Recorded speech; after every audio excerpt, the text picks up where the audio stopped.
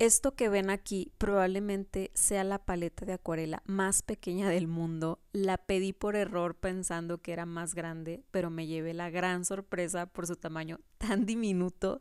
Cerrada mide tan solo 5.8 por 3.7 centímetros y tan solo centímetro y medio de grosor. Tiene 12 espacios para rellenar y 4 zonas para hacer mezcla. La paleta es de plástico, pero se siente muy resistente y debo decir que se ve súper linda. No puedo esperar para rellenarla y ponerla a prueba para ver qué se puede hacer con esta cosa tan diminuta. Es que estoy en shock.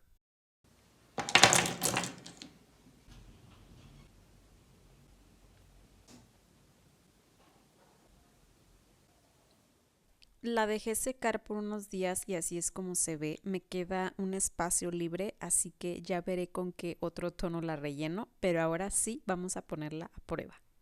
Aquí estoy comenzando con un líquido para enmascarar, para mantener el blanco del papel en algunas zonas y dar como ciertos efectos de luz. Y después de aplicarlo lo voy a dejar secar muy bien antes de comenzar con la acuarela. Quise probar con uno de los pinceles de depósito de agua que traía la paleta. Y esta es la referencia que estoy utilizando. El otro día tomé la foto de este atardecer tan bonito y desde entonces traía unas ganas de pintarlo. Y ahora que lo pienso, debí haber elegido otro papel, uno que tuviera 100% algodón, porque este sketchbook lo hice con papel de celulosa y no es ideal para hacer cielos con acuarela ni trabajar con técnicas muy húmedas. Pero bueno, dos malas decisiones en menos de 2 minutos con el pincel y el papel, pero vamos a ver qué podemos hacer. Y pues comienzo humedeciendo la parte superior con bastante agua y el pincel me lo está facilitando mucho porque sí distribuye suficiente agua. Y ahora sí vamos a probar qué tal se pinta con esta mini paletita. Comienzo tomando un poco de cobalto, índigo y tinta neutra, le agrego un poco de agua. Pensé que me iba a faltar espacio para la mezcla, pero me está funcionando. La mezcla se esparce bien y no se contrae como pasa con otras paletas de plástico. Y es fácil tomar pigmento con un pincel pequeño como este. Ahora sí comienzo aplicando el color. Pensé que iba a ser más complicado con este pincel, pero las cerdas son muy suaves a comparación de otros pinceles con depósito que tengo. Entonces eso me permite distribuir más fácilmente el pigmento.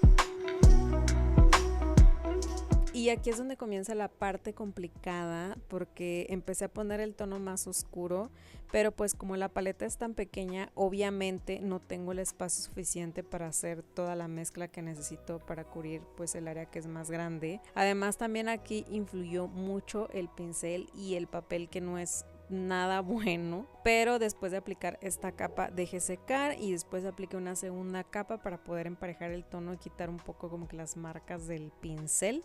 Y pues ahora sí voy a retirar el líquido para enmascarar, para destapar los blancos y agregar unos toques de color a las luces. Y pues qué les puedo decir de la paleta, sí es pequeña, o sea es muy pequeña, pero a pesar de su tamaño sorprendentemente me resultó funcional y se me hizo muy práctica.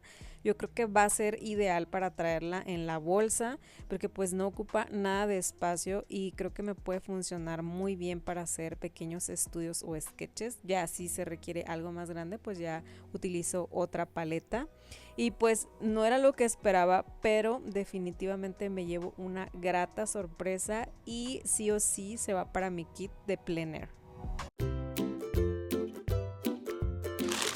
Vamos a ver qué fue lo que pedí.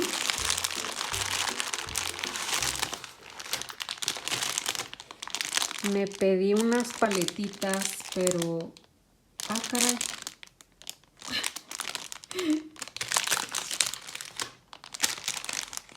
No manchen.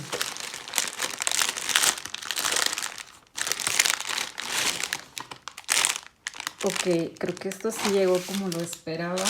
Esto no lo puedo creer, amigos.